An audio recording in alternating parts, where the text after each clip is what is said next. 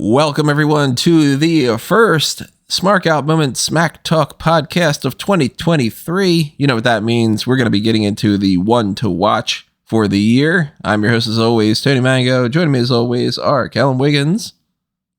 Hey there. And Robert D. Felice. Happy New Year, everybody. How we doing? Happiest of New Year's to everybody. Happy holidays. Hopefully those vibes are still going on. The good vibes, not the bad vibes, those holiday blues or anything. Hopefully the first couple days of the new year have been treating you well, and you're excited for what's going to happen in 2023 in pro wrestling and elsewhere. Drop your thoughts in the comments below. Tell us what you've been up to and everything. Obviously, tell us what your one to watch is going to be for this podcast and so on and so forth. What we're doing here is what we do every year at the beginning of the year. We are trying to look ahead and see which people on the AEW roster and the WWE roster are going to be standout performers this year. They're going to have breakout performances, or they're going to win their first championships, or maybe they're not necessarily the people that'll win the first championships. Maybe they're people that'll, become the biggest talking points, and they've already been somebody at the top or something. They're just going to reach a whole new level, or they're going to be the ones that stand out in a way that the entire year revolves around them or something. And, we've got some people to break down in the women's division, the tag team division, the WWE men's singles division, the AEW singles division, all these kind of, back and forth. And then eventually we've got the overall one to watch for AEW, the overall one to watch for WWE. We got a lot of potential people that we can be bringing up here. And we want to know what you have to say about what we pick, as well as what your choices are. So drop your thoughts in the comments section below. Make sure that while you're doing that, that you click on all the good things that you can click on, like the like button and the share button and the join button and the subscribe button and the thanks button.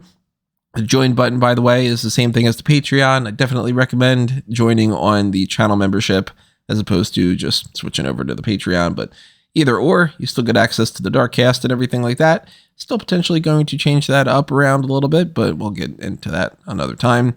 And, we got TeePublic and Redbubble for the merchandise shops, which I tweaked a couple little things recently. I added a couple more generic designs up, like a Raw is War type of design, if anybody's interested in that. I'm trying to add some stuff here and there. So if you have any suggestions, let me know. But those are all great ways to support us and make sure that we are still doing this in 2024 and we can do the one to watch next year. So keep all that in mind as we go along here and, talk about the people that we think are going to be doing some great stuff this year. So without further ado, let's just go ahead and dive right into it so we can, start bouncing our lists back and forth.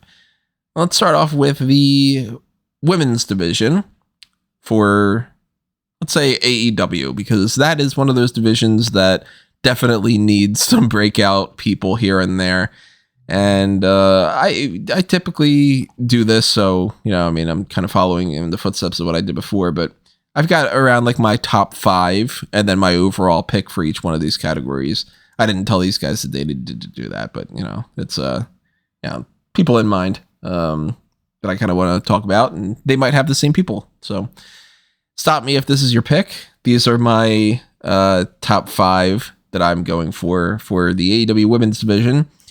I think that there's a good chance that Anna Jay might win the TBS championship later on in the year and just kind of take some more steps forward. I think that Chris Statlander is another one that could be getting a serious push when she comes back, which, as far as I'm aware, she hasn't said when she could be returning, right? No, nothing yet. Just sort of one of those like, well, we'll see, but I'll be back kind of deals. Right. I do think that Willow Nightingale is going to win a championship this year, although I do think that it's probably going to be the ROH Women's Championship and not necessarily one of the AEW ones, but she could win the TBS title, and for all we know, she could win the AEW Women's World Championship. I've got a 50-50 kind of thing going on as far as I'm playing a little different game this year with some of these lists, where I think that Camille might join AEW's roster. Huh. But I have down Camille / Mercedes Moné because I don't know Camille's contract status. So, if she's able to leave NWA and go to AEW this year, then I think that that's going to happen. But at least we know with Mercedes Moné that she is available, so she might pop up. And of course, if she pops up, she's winning that championship. No fucking chance she's not. But my overall one to watch for the AEW women's division is Jade Cargill. I think this is the year that they're going to Goldberg her in the sense of she's going from the mid-card championship to the world championship. She's going to be TBS champion and win the world one at some point this year. Yeah, I think that's a very safe bet. I also agree that at some point this year, Willow will become RH Women's Champion. I think that there's also the growing, roster underneath them. Like Penelope is doing a little bit more. Bunny's doing a little bit more. They're using Sky Blue a lot, so she could end up having a nice little year. But I think that aside from a debuting Mercedes, it feels like the main story this year will be, okay, how do we get that world title on Jade Cargill? So Cargill's your one to watch as well? Yeah. Callum, you going to make it a threefer? No, that's way too safe. You know I don't play those silly childish He's games. already stated that he won't. She's He won't do 47. it. She's 46-0 and already a TBS the first ever TBS champion. Oh, just giving her the world title is really going to put her over the edge though and make her a top star in AEW. Fuck off. One to watch is Julia Hart from the women's division of AEW. She is great. I watch her on Dark every single week. She's the most interesting person to watch on Dark and Dark Elevation.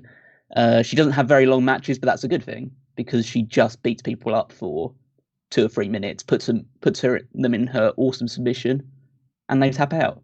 I don't know whether Julia Hart will win a title this year, but she'll be way more prominently featured by the end of the year than she is now.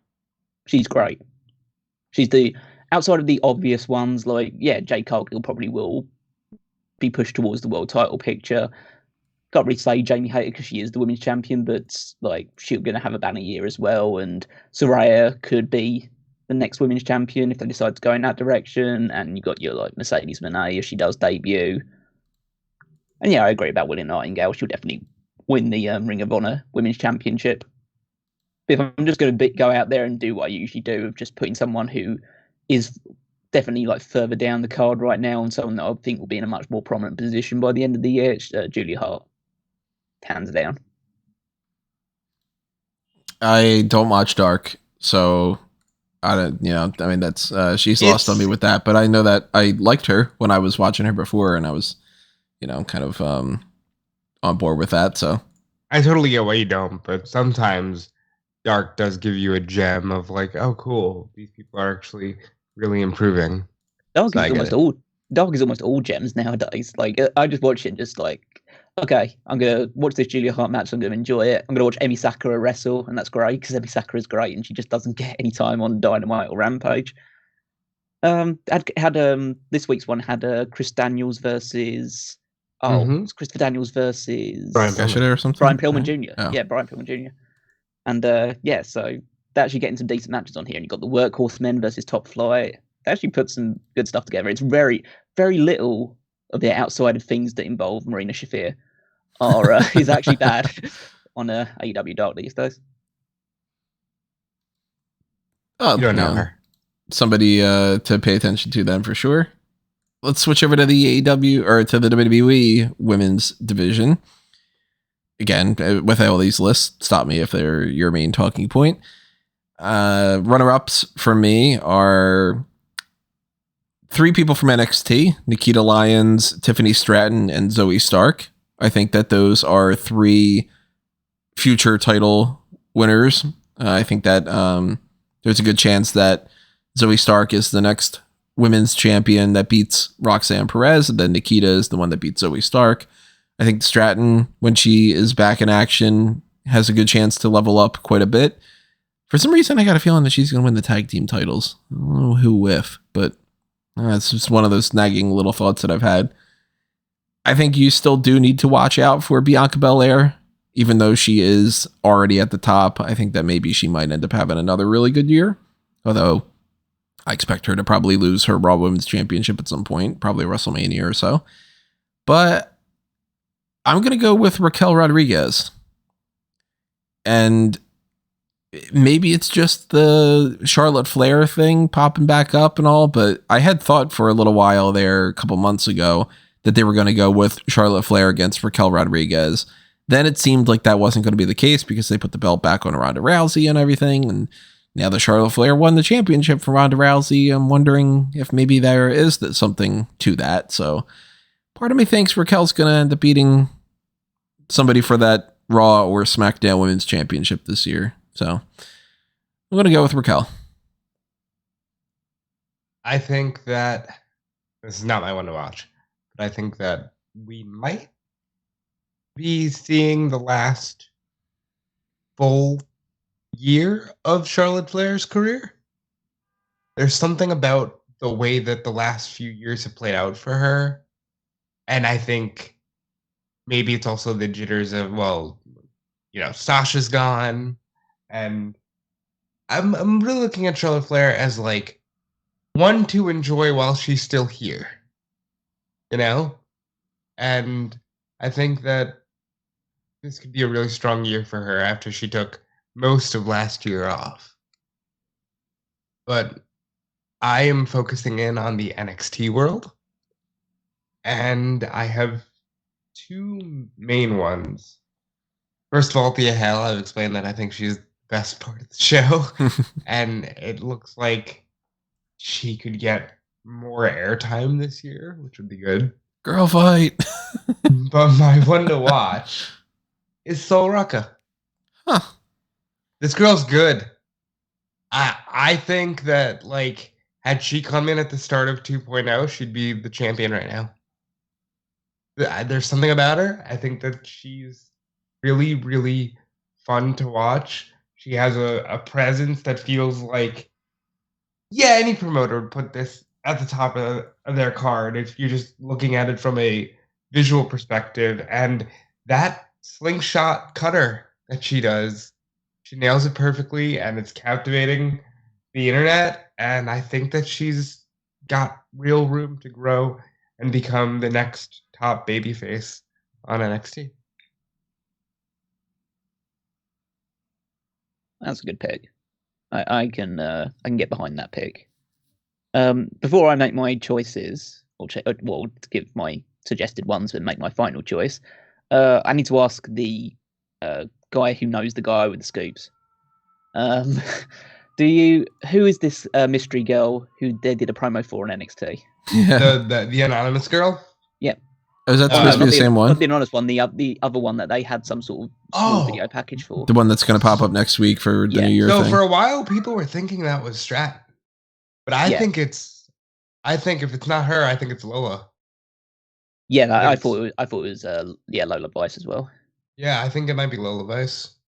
That's still not my pick, but I'm just wondering whether it was someone that was a bit more recognizable. Honestly, Stratton, to me, with the Gossip Girl kind of vibe that the anonymous thing is doing, feels like she'd be good for that. But we'll see. Wanted to be fully informed before I start making some choices. I'm looking at people like Lyra Valkyria, or however they pronounce her name. Valkyria. It's just a dumb name. I think it's Lyra Valkyria, but they fucking, I don't know. It could be Lyra or Lyra, and it's Valkyria or Valkyria, or I don't know. It's definitely Valkyria, judging by how she said her own name. Okay, Valkyria, but Lyra Valkyria, maybe. If a Valkyrie. I think she's a good wrestler, so there's every chance. Being a good wrestler in the NXT Women's Division is a mean feat. So I think that actually pushing her up towards a higher level is definitely possible. I could see both JC Jane and Gigi Dolan moving on to the main roster as Toxic Attraction, as the tag team act. And if they do that, there's a good chance they'll win the tag team titles. I don't know whether that's like worthy enough because they'll pretty much put those titles in anybody. So that's. I would want to see if they actually are going to do anything with Blair Davenport, because B Priestley is great, and they're not doing anything with her at the moment. So I don't know whether there's any kind of restrictions in. I got a feeling that something's going on with NXT UK where like Dragunov and Tyler Bate, and we still haven't seen Noam Dar, and then Davenport and Gallus has been gone for a while. I got a feeling it might be like visa issues or something, because all those people from NXT UK, outside of the ones that had been there quite a bit longer, like Alba Fire and all, they're all just like, they came in and then they disappeared. Even Valkyria, like she popped up for 1 week and then that was it. So Isla Dawn's really the only one that isn't in that situation. Yeah, we don't know if the end of this feud with Alba Fire and then she'll just disappear again. So that might be. Yeah. For her. That, you never know. Let's see who else could potentially be. I think there's not really anybody on the main roster that I'm super interested in. The only one that I even think of in the main roster that I'm interested in for being pushed is Naomi. Because I think Naomi's coming back. Yeah, I'm assuming that she's just going to pop back up, yeah. You know what? Yeah, so she can run the bloodline. She might get pushed. Yeah, be in the bloodline. Why not? Like, I think that'd be fun. That's the biggest way of like pushing her up. I mean, you look at other ones like Candice LeRae might win the tag titles because everyone wins the tag titles eventually. But I don't see anything super significant for any of them beyond Rhea Ripley, and I don't think that's a big enough jump for one to watch because Rhea Ripley's already well established. She's almost certainly going to win a women's world title this year. I don't know whether that's against Bianca Belair or against Charlotte, either one. They could finally have her beat Charlotte at WrestleMania, who knows? Yeah, it could be that, yeah. So, again, sticking to my guns of going outside the box, I'm going to go for Ava Raine. Yeah. And that will also lead into a lot of my some of my other predictions later on as well. But I don't know how good she is in the ring because we haven't seen it yet. But I have actually pretty high hopes for this. What's that? I had the name a minute ago. Yeah, the Schism group. So yeah, and she's part of it. So whether she does end up like just debuting in the ring and being like have a whole like apple doesn't fall far from the tree thing with her and Dwayne, we'll see. But I think that there's a good opportunity for her to establish more of a presence. She's going to come out and the hierarchy of power in the NXT women's division will change forever for a couple months. Let's switch over to the tag team divisions. This one, of course, like the other ones, we're doing AEW and WWE. So on the AEW side of things, I mean, this isn't the strongest one for me. I've just kind of tossed a couple ones in there for honorable mentions. And I'm not feeling any of them, to be perfectly honest. But the ones that I had written down were 2.0. It could potentially break out even more so this year. Maybe this is the year that Best Friends wins tag team titles or the trios titles. The Kingdom is a group that you could be watching out for a little bit. If they can get their shit together, Andrade's La Faction and Ingobernable, maybe, but they still haven't fucking figured that out because it's still like people just randomly tagging up with the people that were part of the Andrade Hardy family office and all. Like it seems like they're still just kind of, I don't know, you're all kind of lumped together. So I'm going with the House of Black because I think that they will win the trios titles this year.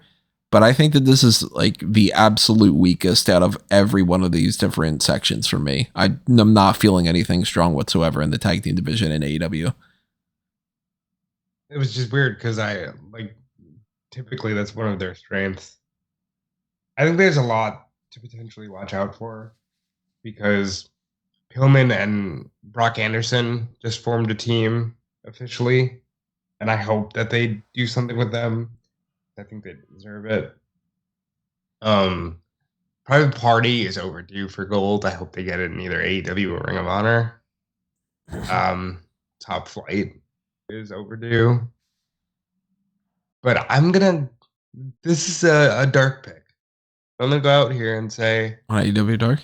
I think this is the year that the Iron Savages become main fixtures on Dynamite TV or Ring of Honor TV, but I think that they work their way up to a tag team championship opportunity. The former Bear Country, if you don't know them, Tony. Oh, they're going by Iron Savages now? Yes. I gotta change that into my list then. When did they switch that over? Oh my god, it's been like 6 months. Oh. Okay. I didn't know that either. I've been watching Dub, but I just didn't actually pay attention to that because I actually don't really watch their matches. I skip through their ones.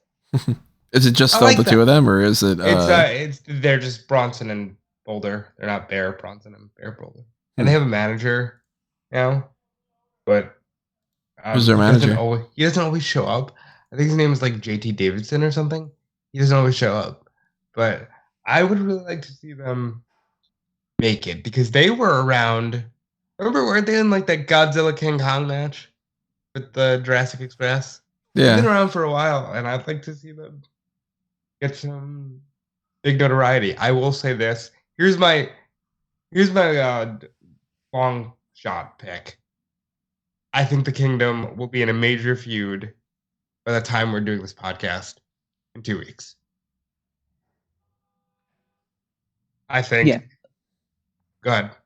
I was going to say Kingdom is a big pick for me, just because Adam Cole will eventually come back in some fashion. Yep, and he doesn't have Bobby and Kyle, so yeah, and so the Kingdom will get pushed. So that's the main reason they probably signed the Kingdom, to be that trios team to be taken on the Elite instead. House of Black is a very good shout as well. I really like the act. I've already sung the praises of Julia Hart for the women's choice, so it makes sense to choose the entire group as eventual trios and maybe even just straight up tag team champions as well. Definitely won't be FTR for a multitude of reasons. Guns are fine. As I say, I think that most of the younger teams, like your Top Flights and Private Party, if they're going to rise up the tag team ranks, it's going to be through Ring of Honor. It's not going to be on the main roster. I think I have some semblance to hope for the Top Flight, because I think they are pushed more consistently, especially Dante. So I think there's a good chance for that. I'm thinking maybe see what the potential is for Mogul affiliates before really hitching my wagon to it. If I was being really out there, I would suggest Jack Perry and Hook. Ah, yes, the Jungle Hook. The Jungle Hook's such a good name. I like it.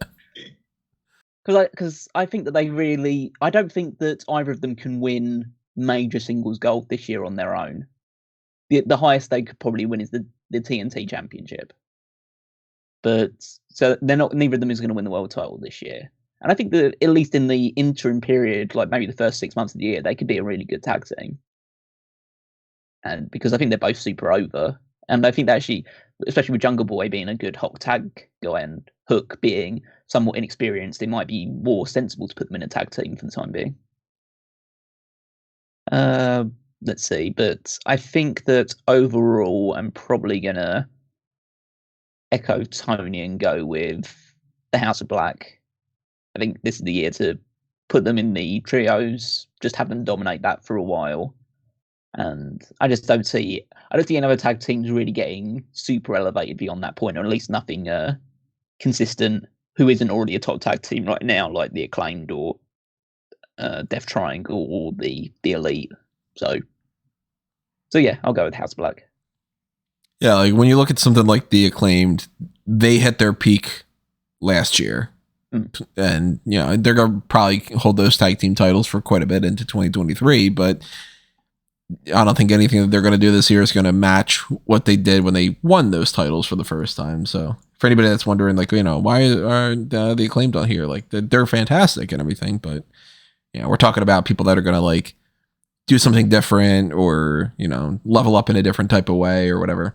I'd also give like a small shout out to John Moxley and Claudio Castagnoli, because they should be a tag team and win everything.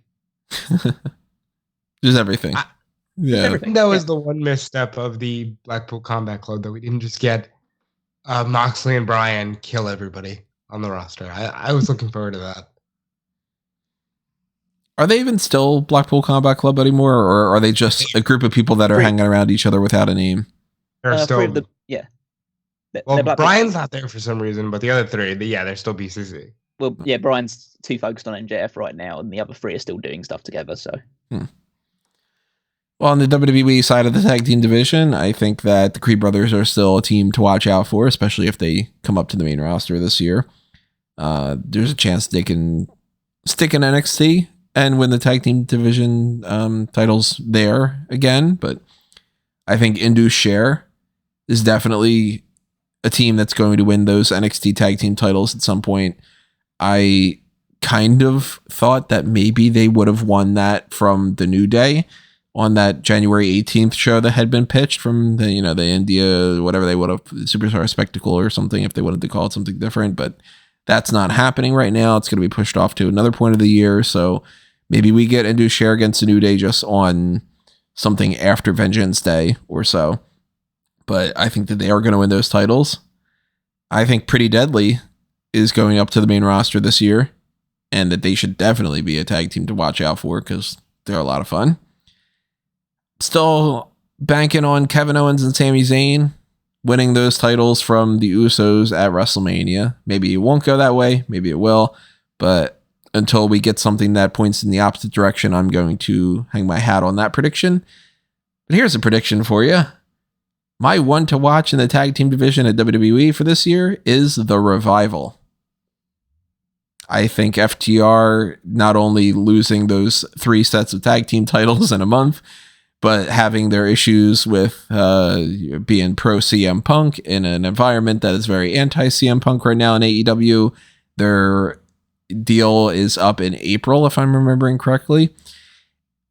I think they're coming back to WWE, and I think that they're going to hold tag team title gold by the end of 2023 for sure. Heard it here first. Well, if it happens, credit Tony. He's the first guy to ever say that the Revival going back to WWE. Yeah, I didn't read that like first ever. Yeah, nobody else has had this first pitch podcast before. of the year. He's the first podcast on this podcast. So yeah. If it's anything like my Bray Wyatt prediction, though, then that was spookily accurate. I guess nobody could have predicted that either. You know what? Fuck you, Bray Wyatt. I'll keep this short and sweet because honestly, until the Usos lose, the tag team division is so dead. So my only surefire prediction is that before this year is out, Giovanni Vinci and I was called him his old name, Ludwig Kaiser will be tag team champions. I think they are the ones to watch. If I had to say another team, I'm going to echo a team that Tony mentioned and say Indus Sher.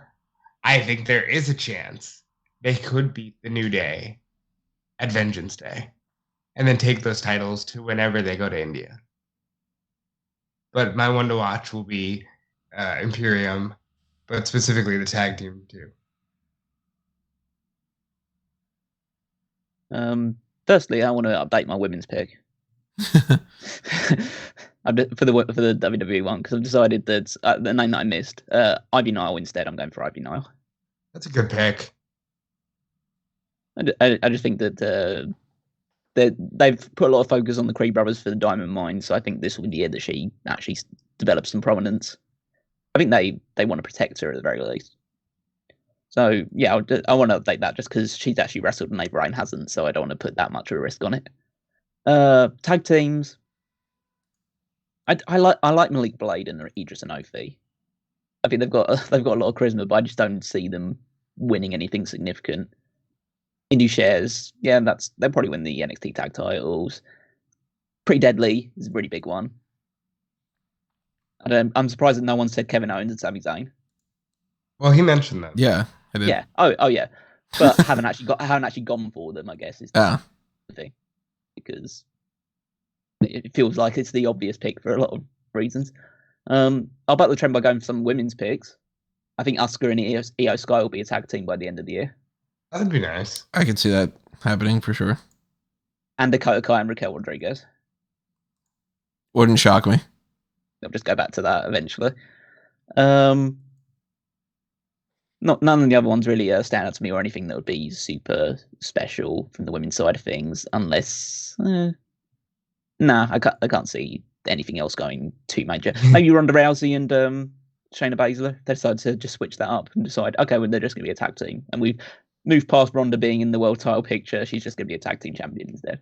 You know what? I wouldn't be opposed to it, especially if they want to give her some kind of prominent match this year. Give her the tag team titles. Give her and Shayna the tag team titles, please.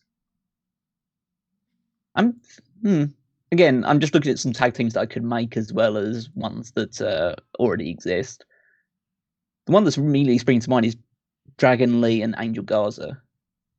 For some reason, I think it's the heritage side of it, but I think that could work if they decide to put them together. I might talk about Dragon Lee a little bit more in the men's one. I'm probably going to go with the Schism is probably second, because I think they will win the tag titles, and I think I'd like it if they freebirded the tag titles as well. That should happen more often. I don't know why they step aside from that. Well, the New Day unfortunately can't do it right now. So yeah, but I mean, even when it came to like the Undisputed Era, were one of the only teams that were really doing that outside of the New Day. But they've had some other trios or foursomes and stuff that they could have done that with.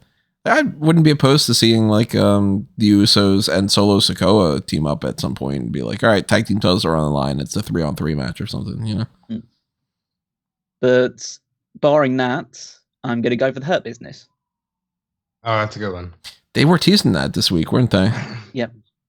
Had a backstage statement with MVP and Shelton Benjamin and Cedric Alexander. Talking to Adam, who is currently in a thing with Bobby. So I think that might actually be something that happens. Yep. So I'm banking on the Hurt Business coming back and running roughshod over WWE again. And that could eventually lead to a match that I would be excited for, Gunther versus Bobby Lashley. First of all, that's amazing, and I would love to see it. But I'm going to throw out another tag team, because since we're saying some predictions of, Hurt Business might get back together, the Revival might be back in WWE. I think that Chelsea Green and Deonna Purrazzo will be WWE tag team champions at some point. That's a good shout as well. When's Deanna's deal up? It's been up. Oh, I'm working okay. without a contract. Ah, so that's definitely a possibility. I thought that she probably had a couple more years left on her. Nope. Oh, we know that she's much more likely to come back to WWE under Triple H. She's part of that sort of regime. She's working hard to kill on Friday the 13th. So is Cardona and Myers. And the only one of any of them that have signed is Brian Myers. Now, I know, Cardona and Myers are close, but I still think that everybody else could go do their own thing. And he could just be like, no, I'm happy here. I want to kind of be a big fish, a small pond. Plus, realistically, I mean, if you got Brian Myers back in WWE, he's probably going to be more of like a performance center coach. I don't think that Kurt Hawkins will suddenly get that, like, Christian comes back and then eventually wins the world title and feuds with Randy Orton type push or anything. No, because I think that if anybody's going to get that, it'll be Cardona. Right, yeah. So I like these picks that are not even on the roster. I think that's fun this year. I don't know if we've ever done that before, but it's a new landscape. It's a wrestling war now. Yeah, we can actually have people going from one side or the other. We haven't mentioned. I mean, FTR is the big one that could potentially go back to WWE and form the Revival. We haven't mentioned anybody else that could potentially move from one side or the other. There's some AEW contracts up this year, and I presume there'll be some WWE ones up as well that will go towards AEW. There's a big one in particular that I might be thinking about. Who's that? Is that on your list?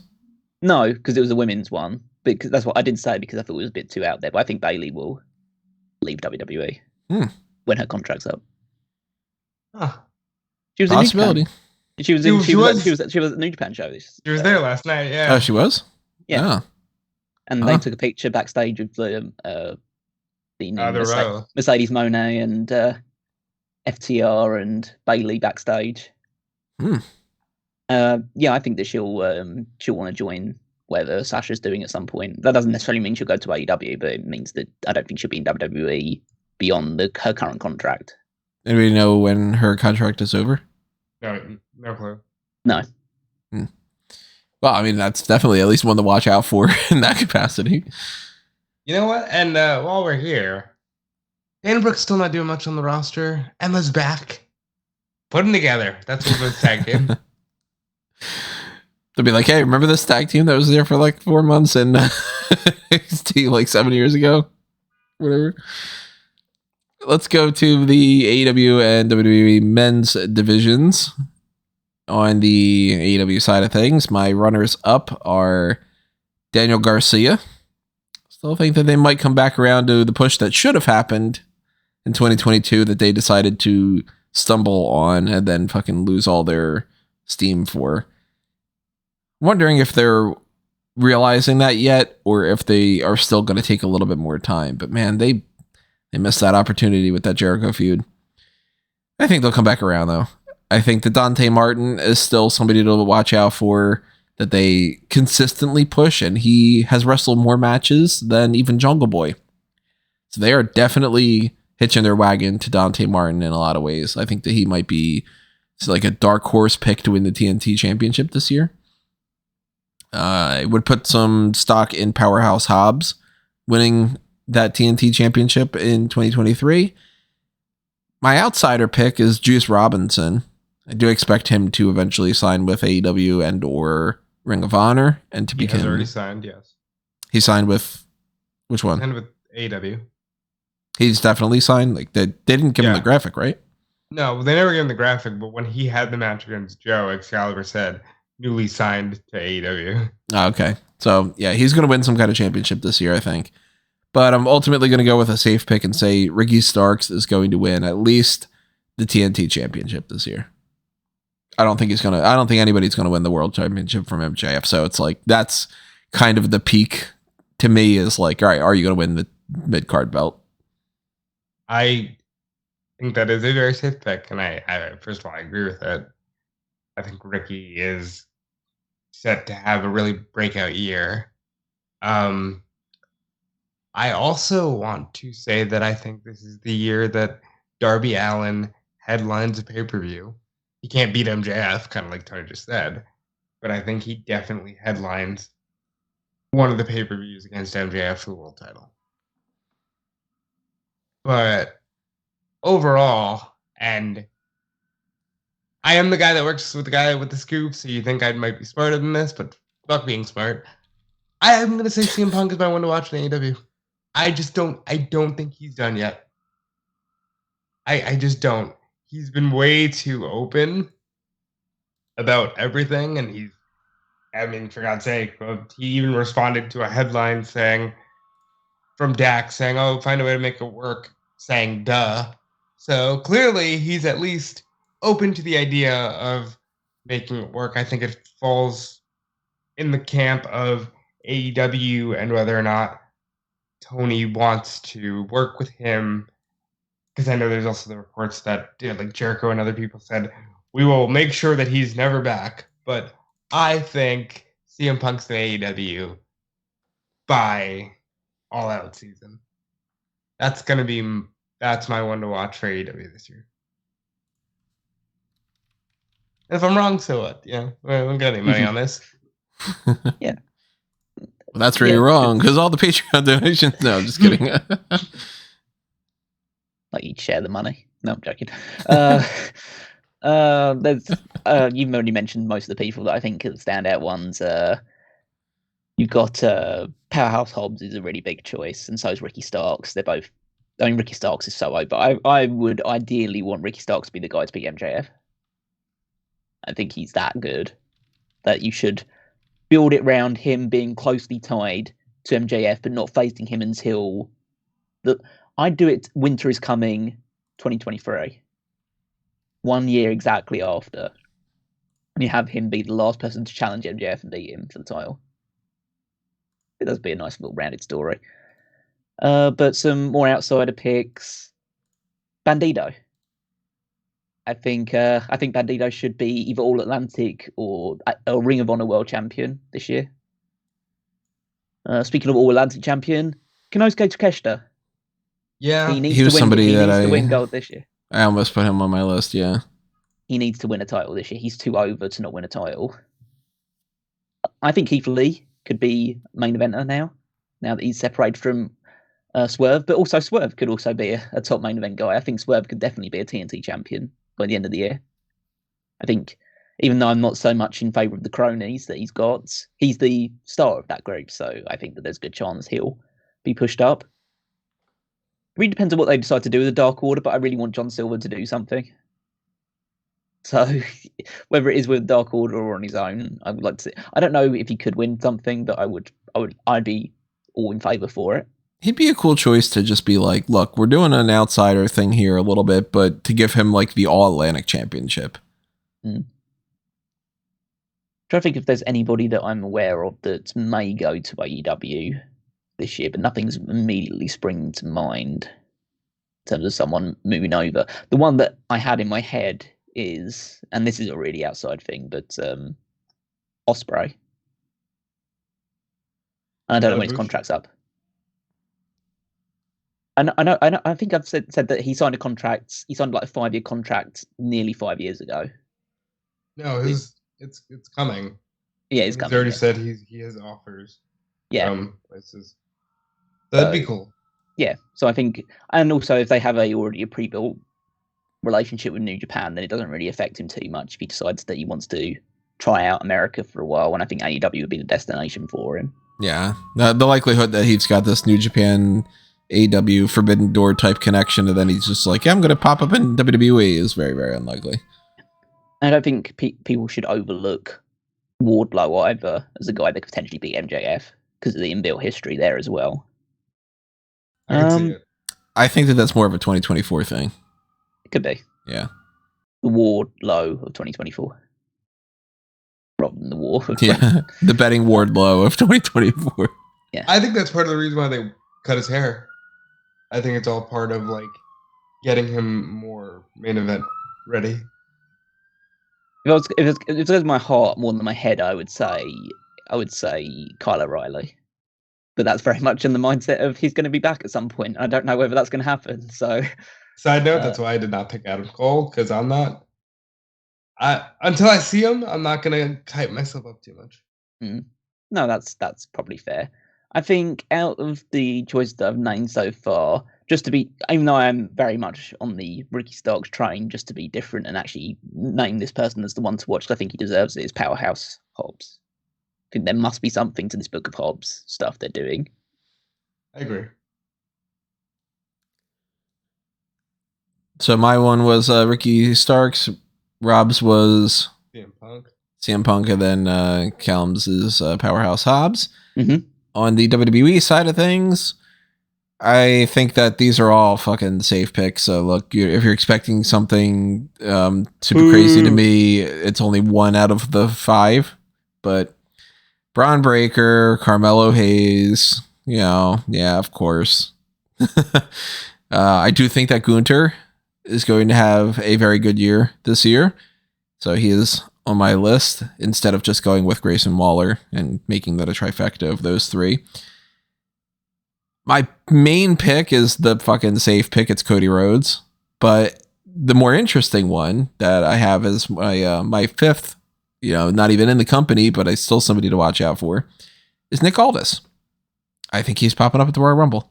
And I can picture him being somebody that they give a solid push to in 2023. Maybe he wins like the Intercontinental Championship or something along those lines. But despite the fact that Nick Aldis is not in the company, that makes it, kind of hard to make him somebody that I pick for the one to watch.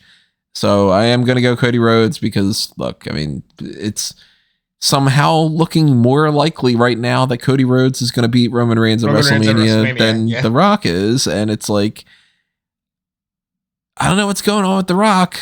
I almost want to break out your GIF from Living Daylights. Living Daylights, where it's like, I told you I you. was going to stop mentioning Dwayne because I said they're really not making it a point to say it's going to be him. But I do agree, it does feel like Cody is a very safe pick. In fact, I think those vignettes are just going to lead to him saying, "Oh, by the way, on Saturday I'm going to be in the Royal Rumble. See you then." That's the case. Yeah. I'm going to go with some NXT names. I like Big Body Javi. There is something there where I think that this kid, they see something in him that they give him airtime every single week. There's a lot of people that they don't. Because like Zion Quinn fell off, but this kid gets airtime every week. So I think that there's something there with him. I think kind of similar to how I said last good year of Charlotte. If we get Randy back, we better enjoy it because everybody's talking about he just might not come back at all. Mm. You know, and I think that's just that's such a shame. I don't have to enjoy it. Well, fair enough. Listen, it's safe, and I don't care if we are not talking about major star Carmelo Hayes. At the end of this year, they have fucked up. If this kid has not become either the long reigning NXT champion or straight up Intercontinental for the United States by the end of this year, they have fucked up. Carmelo Hayes is the main male superstar to watch this year. Okay, let's go down a little bit of a list. Sami Zayn is going to main event a pay-per-view this year. Elimination Chamber, I'm assuming. Yeah, Montreal against Roman. Mm-hmm. I don't know whether that's enough, but he had a great last year. I guess he can't really be one to watch when he was Superstar of the Year for you two last year. I'll pass that one, but I thought it's at least worth mentioning Sami Zayn. Let's Dragon Lee. They've got to push him in NXT. He's their big new indie acquisition, and so I think he's going to win the North American Championship. I don't know if he'll go much further than that, but he'll definitely be pushed heavily because they need to give an indication that they're pushing people again that are from the indies rather than just jacked up former NFL guys. I'm more interested in if his signing is going to lead to a kind of resurgence of a bunch of indie signings, or if he's a one and done. I think there'll be a few, but just none that I'm super aware of. And I think there's going to be an influx of AAA people because there seems to be an ending of the relationship between AAA and AEW, and so that opens the door for a relationship between WWE and AAA. Charlie Dempsey, although that might have to wait till next year when William Regal can become his manager. I think he's winning the North American title this year. Yeah, I think that there's a very good chance. I think he has a presence about him, which I think they really like. I mentioned the Schism, so Joe Gacy would be part of that as well. I could see the Schism holding all of the male gold at the very least, and by that I mean North American champion and tag champions. They could do that gimmick for a little while. Josh Briggs.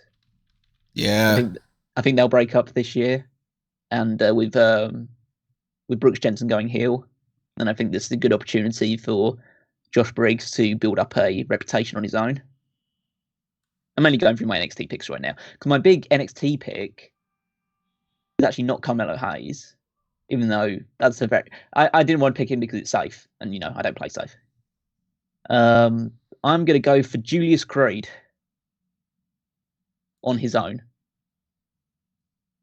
and it's not crazy because he's definitely being treated as the bigger deal between the two of them.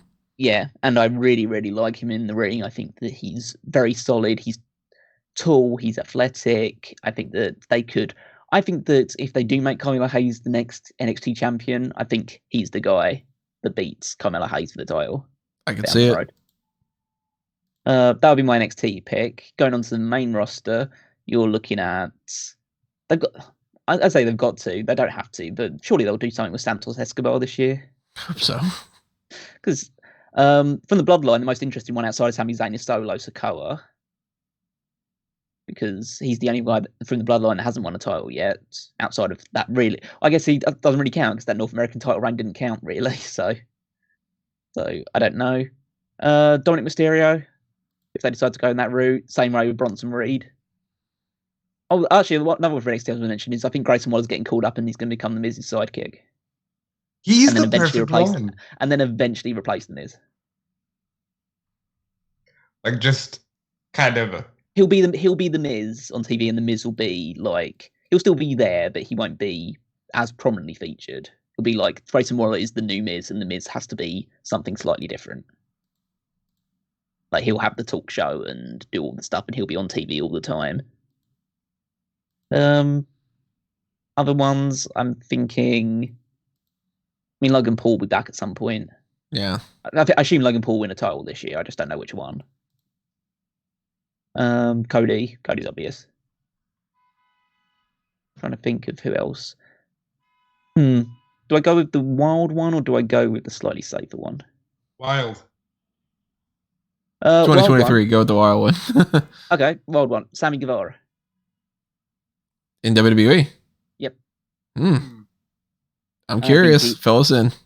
I think that he is too much of a backstage handful in AEW. I think he's rubbing too many people the wrong way, and the AEW audience absolutely hates him. And not in a way as like, oh, he's such a great heel. It's more like, yeah, we just want this guy gone. And I think that he has a good relationship with Cody Rhodes, and Cody will work a way to get him into WWE. So I think that he will have his contract terminated with AEW if it isn't close to expiring already. And I think there's a good chance it is expiring because he's one of the day one signings. And most people that signed were probably on 3-year deals. So I think there's a good 3 or 4 year deal. So I think there's a good chance this contract is up this year and he'll probably move on. And I imagine Ty will follow him out the door eventually, but I haven't put her on the women's side just yet. But that would be my massive like outsider one if I was just going to go crazy.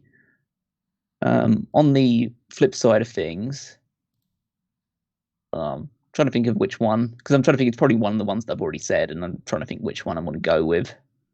I think, screw it, I'll go with Julius Creed. I think he's going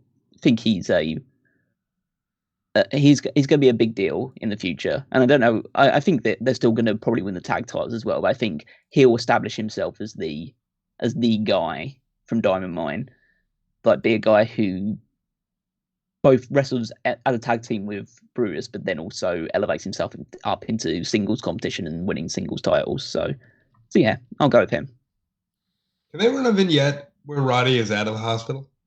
No, he's still supposed to be in the hospital right now, which is fucking ridiculous. Yeah. Poor Roddy. He's one to watch to just like disappear, if anything. Yeah, maybe he should be an AEW one to watch. Maybe, yeah. Like he could replace Bobby Fish and be Kyle O'Reilly's tag partner instead. Then you have a different version of arguably in many people's eyes, the better version of the Undisputed Era in AEW. Yeah, if Kyle comes back. I think it's surprising that no one said Scripps. I mean, he's already getting replaced with this NXT Anonymous thing. We'll talk about that in the hot tags. Yeah. But... No, that's for the. There's the one to watch for WWE. QR codes. Yeah, it seems like it. Jesus. Yeah. Again, that's going to be a hot tag that we're going to talk about. Why do they keep doing this over and over? Just because the Bray Wyatt thing worked? It's like two things. They did it before Wyatt. They're doing it because it's engagement. Oh yeah, it was Zoe Stark. Yeah, Zoe Stark, that's right. But that's the main things to watch. Ones to watch in WWE. It's QR codes and whatever's going on in the background behind the person being interviewed. In a sense. Yeah. So overall, AEW and overall WWE, I'm playing it safe. I'm going Jade Cargill and Cody Rhodes. Overall ones to watch. I'm gonna go with. Also, just for, I suppose that means I'm gonna have to remember who my ones to watch picks were because I was not writing them down. I'm going for AEW one. I'm gonna go Julia Hart, just because I'm most intrigued by what she can do. It's probably a toss up between her and Powerhouse Hobbs, just because I think Powerhouse Hobbs is more likely to win a title, but I'm more intrigued by what Julia Hart will do. And then WWE, I will go with. I'm going to go with Julius Creed. Julia and Julius. Yeah, Julia and Julius, yeah. I'll say for WWE, my overall will be Carmelo Hayes, because I think this is the year he should just have something really good happen to him. And for AEW, yeah, I guess I'll play it safe and say Jade. But I'll say my overall, because people don't know if this person's coming back to AEW and he might just go to WWE because new era. My overall in wrestling is still CM Punk, because I just don't think he's done. Well, of course, we will see how this all plays out, because we don't know how, this is all going to go. This is all just prediction wise, but I didn't write down what we had last year for our one to watches for everybody. My pick, at least for last year, I had gone with Thunder Rosa in the women's division. Worked out okay for the first part. I had gone with Creed Brothers and Adam Cole, Bobby Fish, and Kyle O'Reilly in tag team side of things. I went with Adam Cole and Matt Riddle on the men's singles divisions and all. My overall one to watch. Fires. That's your one to watch. What was that? You just like watching dumpster fires. Well, my overall one to watch for 2022 was Adam Cole. And, we saw how that worked out. So I have a track record of not having a great track record of this. You picked Daniel Bryan one year, didn't you? He got injured for the rest of the year. So you basically just did that for Adam Cole instead. Yeah, so I hope I'm not doing that with Cody and Cargill. Because Cody had his fucking major injury last year. So, don't bite me in the ass again. As if it's a bigger issue for me than Cody. Don't bite me in the ass by getting injured, It happens again. It's just the mango curse. Yeah. Then I got to stop doing that and start having the one to watch be somebody that I'm okay with spending the year off or something. But I'm crossing my fingers that this is a good one this year. And, we want to know what you guys have to say with your ideas. So drop your thoughts in the comments below. Who is your one to watch for these different divisions and overall for 2023? When it comes down to the end of the year, we'll look back and see if we got any of these things right or wrong. If you want to check to see what we thought about the end of 2022 with the awards shows that we had done, that was the last.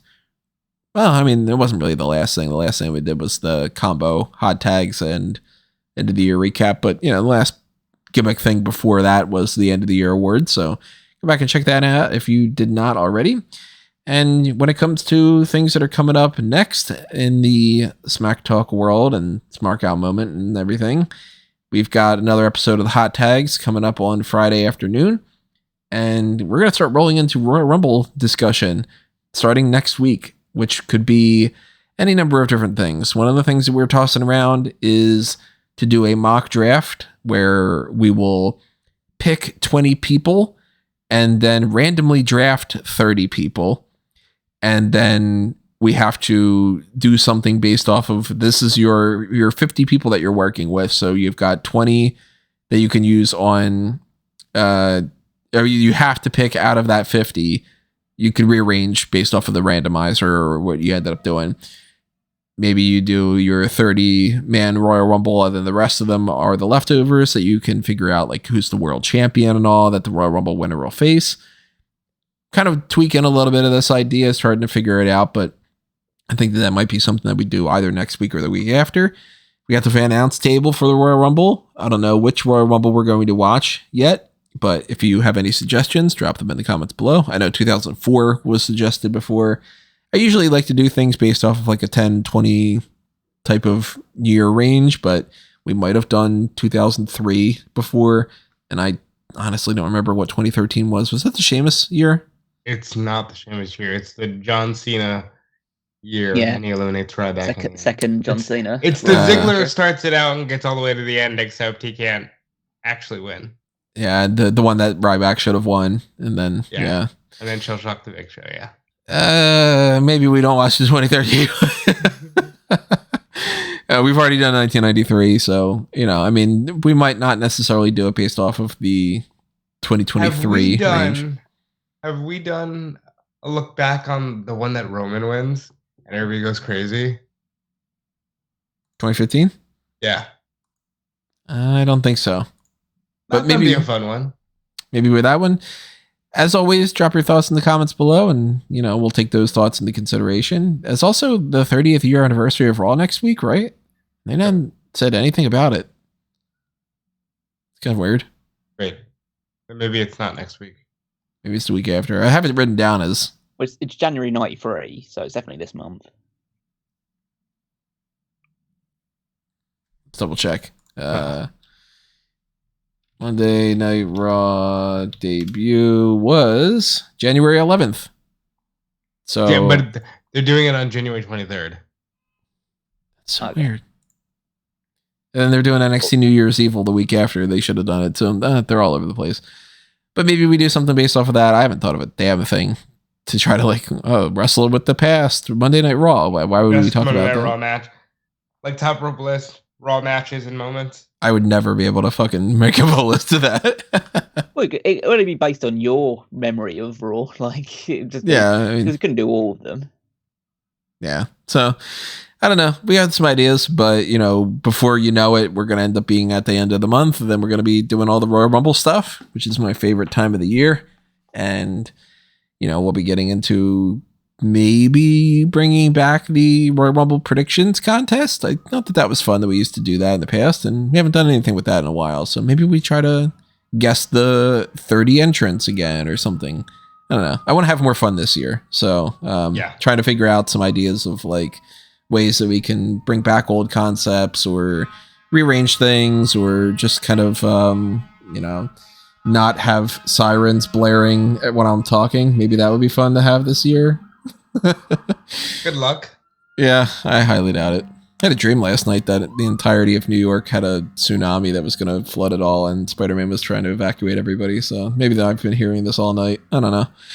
Point being, Royal Rumble's coming up, and that's fun. So we got some stuff coming up that'll be hopefully talking about that. But Hot Tags is next. And as always, if you want to support us and kind of hang around here and show us that you love us and all, you got the like button to tell us that you like this podcast. If you're listening to this on the audio only platforms like Amazon Music or Spotify or something like that, by all means, send a tweet or something. Just let me know. Sometimes if you just hear a random oh man, I really enjoyed this episode, something that can be a real morale boost. But pick up that merchandise on Redbubble and TeePublic and subscribe and join and follow and like and share and all the good stuff when it comes to Patreon and whatnot. And if you go to amangotree.com, you'll see a link list of a whole bunch of different things, including fanboysanonymous.com, which I definitely want to do more of this year. And you can find me at Tony Mango on Facebook and Twitter. And you can follow what these guys are up to as well. Hit them with your plugs. Yeah, you can follow me at Dude Felice on every social media platform. You can check out my writing on Fightful and WrestleZone, and you can just continue to support. As Tony said, anything helps. Morale boosters will be a big help this year, so we always appreciate that sort of thing. But now I give you the Callum Wiggins. You can follow me on Twitter at Wigmeister14. Over on the Smark website, you can always check out the Power Rankings, new edition every single Saturday, where I rank the WWE Superstars from 10 to 1 and see who's sitting on top of the rankings this week and why it will probably be the Bloodline again, because it's almost always the Bloodline. There's 5 of them, and they usually win matches. But you can check that out, and you can also check out the Fantasy League, also at WWEFantasyLeague.com, where we're continuing to battle it out to pick up points in the journey towards WrestleMania to see who will be victorious. And it is very close between 2 of us. Drat. All right, everybody. Well, that is it for the one to watch for 2023. We will see you next time. But for now, this has been another Smark Out moment. And we are being counted out.